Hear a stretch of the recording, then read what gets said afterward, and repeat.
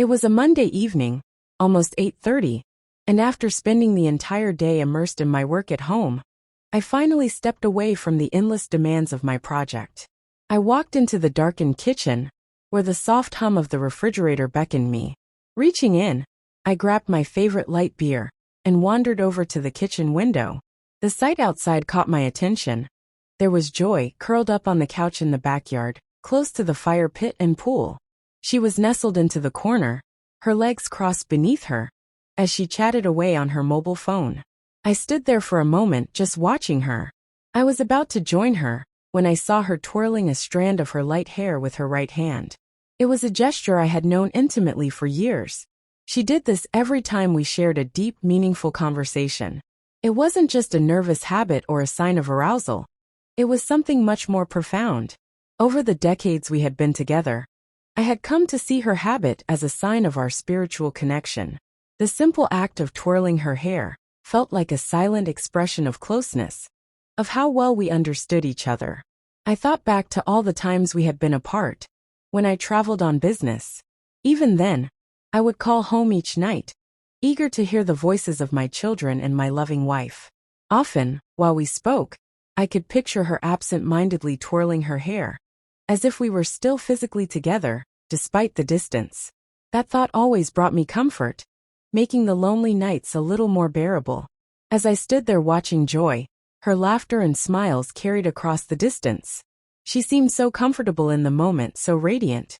There was a familiar, playful energy in the way she spoke, and I could tell she was fully engaged in her conversation. I couldn't help but notice that, despite the distance, there was something different about her tonight. Something in the way she smiled, the way she seemed so at ease, so alluring.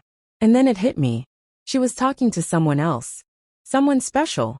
Someone who made her smile in that way. Someone who had her attention in a way I hadn't seen in a long time. For the next 45 minutes, I stood there, watching her through the window, feeling a growing pit in my stomach, as I realized she was sharing something intimate with another person. When the conversation finally ended, her dreamy smile lingered on her face, and a painful trance settled over me. I turned on the TV, trying to lose myself in the local baseball game, but it felt hollow. I couldn't shake the feeling that something had shifted. Soon, Joy came inside, and seeing me sitting alone, she asked if I had finished my work. I glanced at her, trying to keep my composure, and answered that I had wrapped up not long ago. When she asked why I hadn't come outside to join her, I muttered that I didn't want to disturb her while she was on the phone. She laughed it off, but I could tell there was an unspoken tension between us. Later, when she came back with a glass of wine and sat beside me, I noticed how her demeanor had shifted.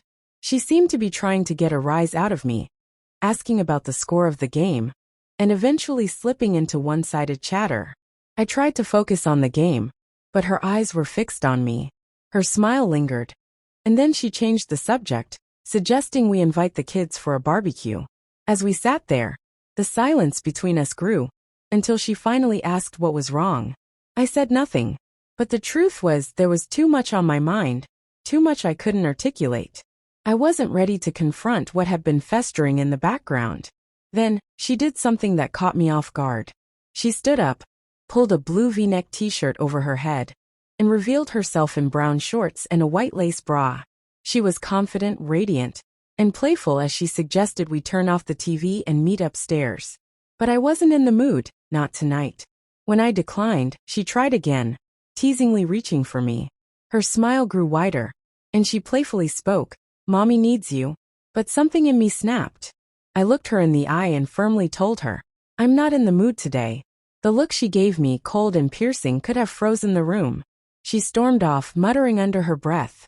I watched her walk away, and for the first time in our marriage, I found myself sleeping in the guest room. The bed felt cold and empty, even though I was physically there. That night, sleep was elusive. Around 3 a.m., I found myself wide awake, my mind racing. I couldn't stay in the guest room any longer, so I snuck into the main bedroom to gather my things. I had a plan, one that would give me some clarity, even if it was painful. I secretly downloaded a tracking app onto Joy's personal and work phones, syncing them with my laptop and iPhone. It wasn't something I was proud of, but I needed answers. The next day at work, I was productive, focused, even though the headache from the night before still lingered. I had a presentation to finish, and with the trip looming the next morning, I knew I needed to get it done. The workday ended, and I prepared to leave for my short 2-day business trip. Tuesday night at home was colder than usual. Despite being back in my own bed, there was an undeniable distance between Joy and me. The conversation was minimal, and there was no intimacy, no warmth. The next morning I left again, this time for the airport. The second day in a row I had left early, and though the business was productive, the emotional weight of everything that had happened hung over me. Something was shifting, but I wasn't sure if it was something we could recover from. I was on a business trip, negotiating a key deal with our client, confident that I would return with a signed contract. I still couldn't shake the gnawing suspicion that something wasn't right at home. Every few hours, I checked Joy's location through my phone, relieved each time to see her either at home or at work. But deep down, I knew the truth. I couldn't ignore the signs anymore. Joy was having an affair. That evening, after a quiet dinner at the hotel restaurant, I checked her location again at 7:30. This time, I found her at a new address, a luxurious area several miles away from our home. The address was familiar, Steve's house, her boss. I felt a cold rush of realization as I saw that she had stayed there the night before, going straight to work from his place the next morning. The following months passed quickly, though the tension in our home was palpable. While we continued to coexist under the same roof, Joy was doing everything she could to get back into my good graces. I remained polite, non-confrontational, but kept my distance. The few moments we spent in intimacy were transactional, a simple way to release built-up tension. Through my surveillance, I learned that she was careful, only meeting Steve during the times I was away on business trips. After the second trip, I took matters into my own hands. I installed 4 hidden cameras throughout the house, one in the kitchen, the living room, the guest room, and the master bedroom. What I discovered was both confirming and heartbreaking. Every time I left, Joy packed her bags and spent the duration of my trips at Steve's house. Our company lawyer had recommended a family attorney, knowing that our children were grown and living on their own. Divorce seemed like the inevitable path, with a 50-50 split likely, though I couldn't prove the affair without stepping into Steve's private life. Still, my lawyer advised that I hire a private investigator to document Joy's behavior while I was away. The investigator, skilled as he was, uncovered something unexpected. Joy and Steve were carrying on their affair not only indoors but outdoors, in his secluded backyard.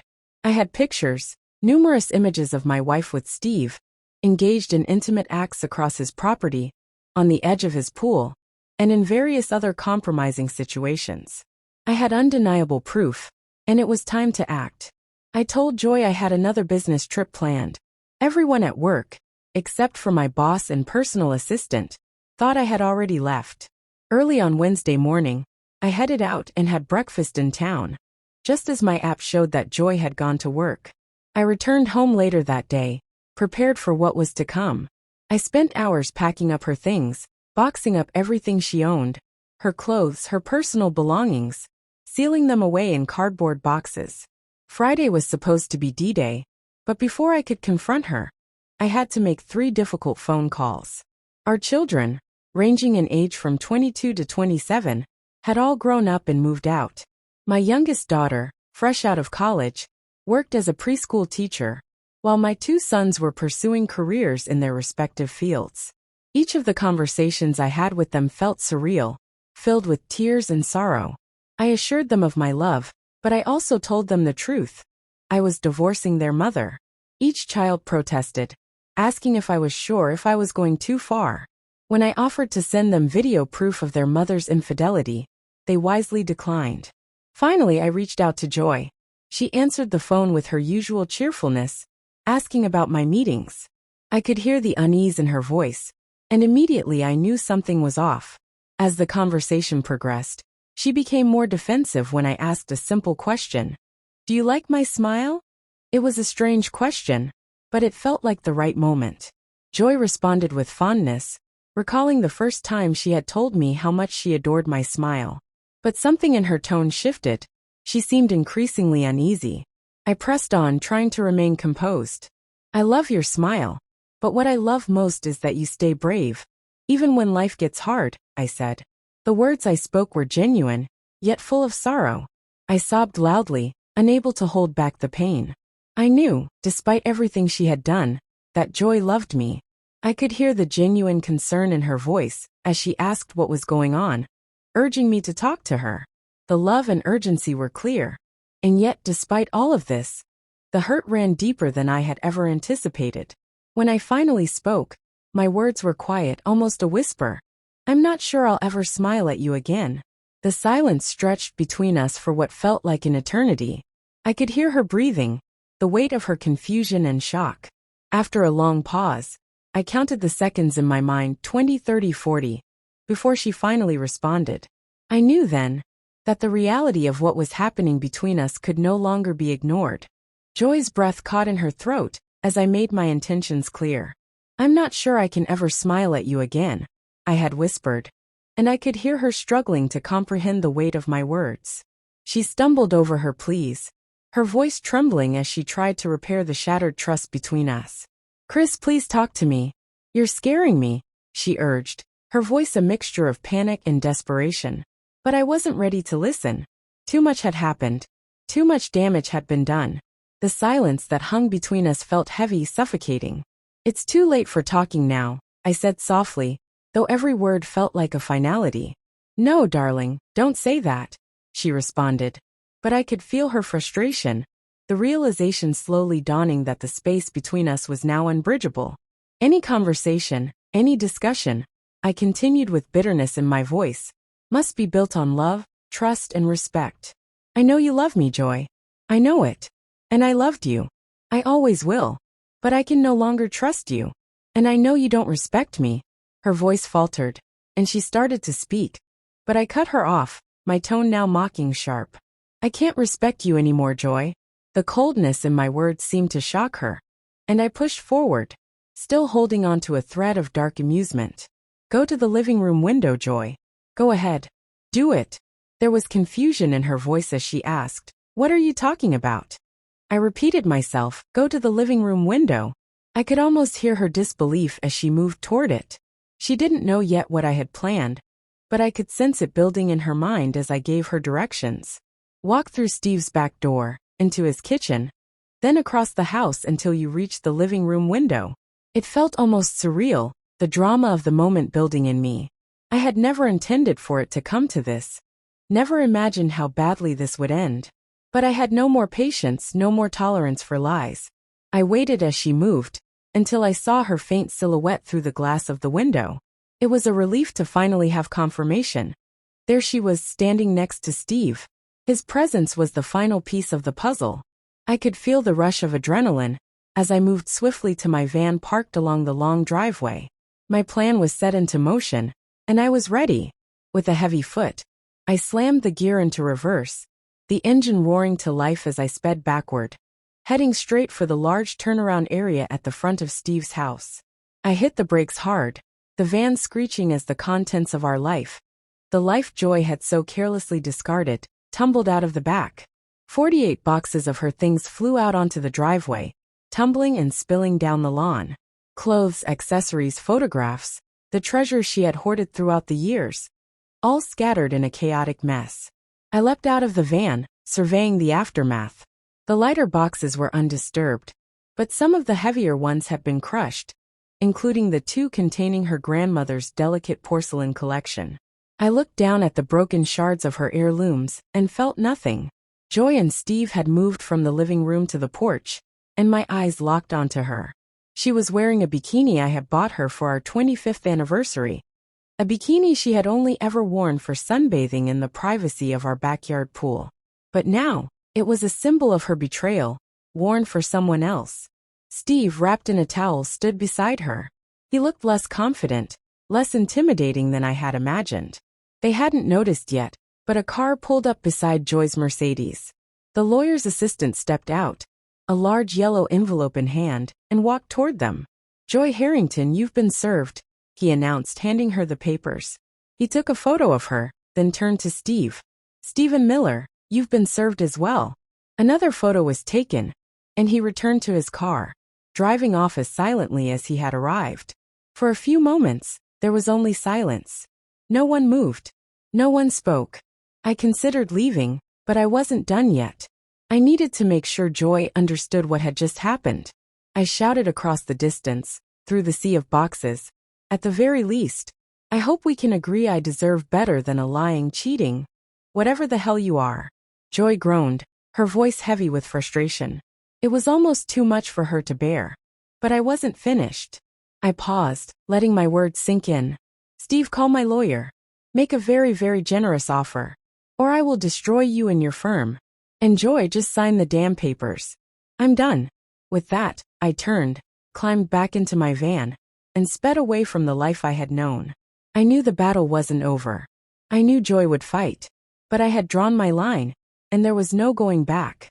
The story of our marriage, our love, trust, and betrayal was over. And I was walking away, leaving everything behind.